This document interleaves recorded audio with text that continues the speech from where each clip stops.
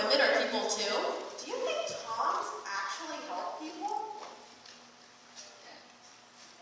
Well, then you're in the right place. Welcome to PA Talks. My name is Anna Marks. And I'm Natasha Donalker, and we're so excited to have you here today. As some of you might know, this is the second annual PA Talks event. It started last year when a senior named Sharon Shu approached Mrs. Boyd about taking TED Talks and applying them to normal students. If professionals in their fields can give talks about things that they're passionate about, students should be able to too. And the theme was passions for presentations, and it looks like we've grown a lot from this last year to this year. This year, our theme is Ignite Your Imagination, and we asked speakers to really take a chance with what they wanted to talk to you about today. We have people talking about things quite complex, like astrophysics, to the biology of our love lives, and even talking about taking risks in their own artistic fields. It looks like, I don't know how the exact count, Jonathan was taking it, it looks like we almost doubled in size of our audience last year. We're hoping to eventually grow this event to be big enough to encompass all of the schools in Hampton Roads. That may be a few years off, but it should happen. And one important thing for all of you in IMB who are here today is that you can get cash hours for attending this event. But in order to do this, you have to fill out a survey. So what you'll see is during around the second intermission, we'll be putting up flyers around the room with a QR code that you can scan to link yourself to the survey. Once you put your name in the survey and take it, we can register the fact that you actually came and you can get CAS hours. And if you happen to miss the flyers, we'll also post the link all over social media. Wait, Anna, is your phone ringing? Hello? Oh my gosh, I'm so sorry. I'm late. What's happening? Am I late? John, what are you doing? What's wrong?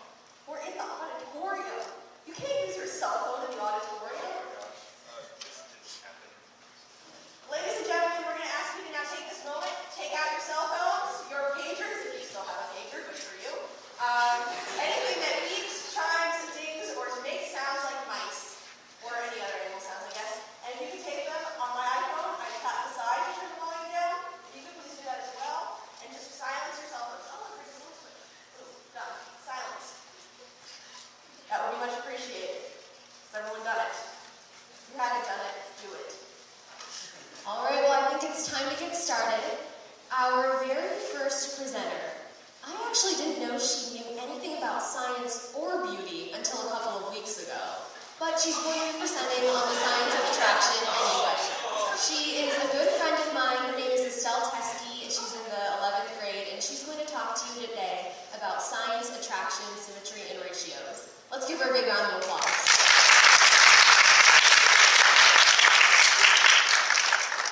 Hi, welcome. Thank you. It's a huge audience. It was more than I was expecting. I'm so glad to see all of you here. First of all, I would like to tell you a little bit of a story about how I even ended up here doing PA Talks. As much as Natasha, the lovely young lady who introduced me, would like to take credit for it, in fact, there have been a lot of arguments over this point, she still claims credit. The real reason I'm here is that a cute guy friend of mine asked me to do a partner talk with him. Yeah, I know, it's stupid. Nonetheless, a few discussions later, I realized he had a scheduling conflict, and I almost dropped the whole idea. But dropping this meant admitting to myself that I'd only done it because he'd asked me to, and hey, I'm not willing to do that, I'm stubborn, and besides which, I can talk up here by myself, right? So anyway, I started thinking, life's biggest questions. This is what I do when I'm bored. The tree falling in the forest, the chicken or the egg, why it's goose and geese, but not moose and meese. That's a really big problem for me. Anyway, and in this case, why on earth it had to be this guy? And so the search for an answer began. About a year or so ago, my mom introduced me to a book called The Social Animal, The Hidden Sources of Love, Character, and Achievement by David Brooks. Despite the really long, complicated, and slightly intimidating title, it was actually really simple in explaining, among other things, why we love the people we do and how little control we actually have over it. Why are some women consistently voted most beautiful or most sexy by the media, by the magazines? Why do some guys constantly have girls, fighting for attention where some guys barely get a glance? Why do some girls get whistles and admiring looks as soon as they walk in a room, and some girls get nothing? Well, the answer to these questions is complicated, but it's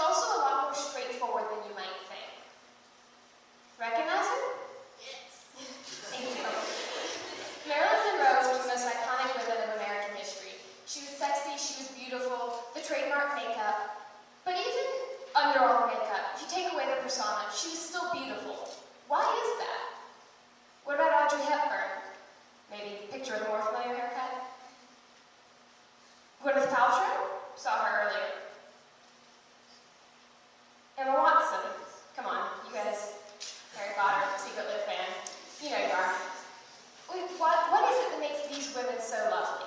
So to get a bit of an idea, took a brief trip to ancient Greece. Yes, that is the Parthenon. It was built using, among other things, an irrational number known as phi or phi. Can go either way, the dictionaries say both, I will be using phi. Anyway, it's an irrational number that comes out to be somewhere around 1.618, approximately. There are lots and lots of digits of it. And this number, with some manipulation, creates something known as the golden ratio, which looks approximately like this. Now, if you take this golden ratio, and you can see it's not super duper complicated, it's the ratio of one part to the second part to the whole part. It's seen in nature, in architecture, in art, and in faces. Now, if you take that ratio and you manipulate it a little bit, add some pentagons, you get a mask that looks something like this. And in a perfectly proportioned female face, the lines of this mask match up to where they would normally be on your face, I guess. Like where the cheekbones fall, where the brow line falls, that sort of thing. Now, there is a version of this mask, a slight alteration, if you will, of it that applies to male faces. But it's important to note that, generally speaking, women are looking for different biological characteristics in men than men are looking for in women. Now, this isn't as true in society today, but strictly biologically speaking, men are looking for a woman that will nurture and protect their children, whereas a man is looking for a woman who will defend their offspring.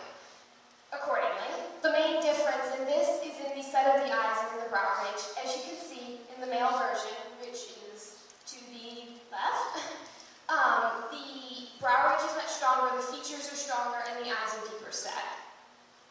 There are also slight ethnic variations of the mask that mainly come from cultural characteristics and also just obvious biological differences. It's important to note that the Caucasian version of the mask is not the original one. It's a slight alteration, as you can see at the top, of all the others. It's not a Eurocentric idea at all, but the European version is the one that's most often seen if you just look this up on the web. So, for some examples.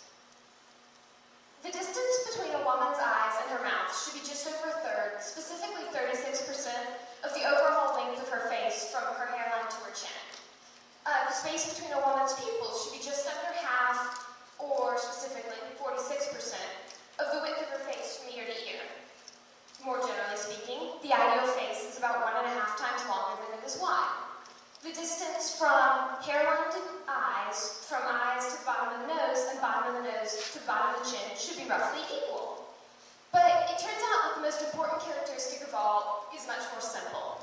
The ideal face is symmetric. But before I get to that, here are some pictures of some of the women we saw earlier with the mask overlaid. And as you can see, in both cases, it's a very, very close fit.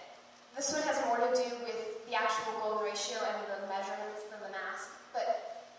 So back to the idea of symmetry. It turns out that given a choice between a face that fits the mathematical ratios and a face that is ideally symmetric, we will choose the symmetric face even if it doesn't match the ratios. Gwyneth Paltrow, we saw her earlier. She was voted the world's most beautiful woman in 2013, I believe. Her face doesn't match the ratios, not even close, especially around her eyes, it's way off. But her face is perfectly symmetric, hence her title. So most of us would be content with, a nice job, boyfriend, girlfriend, and a dog to cuddle with and complain when the boyfriend or girlfriend's being annoying. Come on, how many of you guys have dogs? Yeah, that's what I thought. Which brings me to man's best friend. Okay, clearly not. So how did we get from this to this? Sorry, I absolutely had to. Big fan, couldn't resist. Well, the best we can figure, it went something like this. So, as you can see, in a side-by-side comparison, our more domesticated canine companions they can have floppy ears, they can have a curled tail, the brow ridge is softer, it's a little higher, obviously, unlike in the EU, generally speaking. They're more playful, and so it turns out that a lot of the same characteristics that control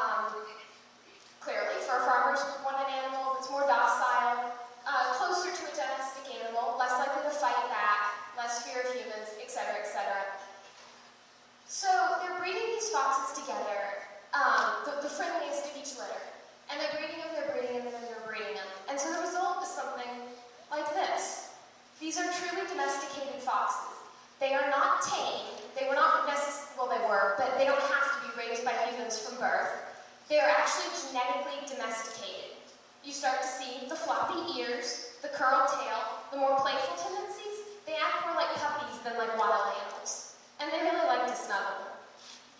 So, as we see again, the characteristics that determine, like your behavioral characteristics also determine physical characteristics, especially what humans find desirable. Now, this is not to say that this is the be-all and end-all of everything. There are other characteristics that contribute to what you're looking for in a potential partner. Things like pheromones, the compatibility of your immune system, general body shape, cultural characteristics, just general interest. Do you have anything in common? These all contribute to who you're looking for in a partner. There are plenty of attractive people we would never want to date. For those of you that don't know, this is Alec Baldwin. He's something of a jerk, but he's decently good looking. Would never want to date him though.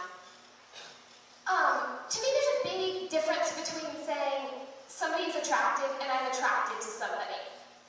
Example, the biological characteristics do not have to determine who you're choosing in a partner.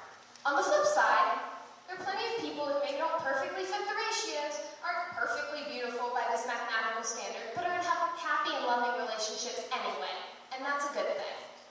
So,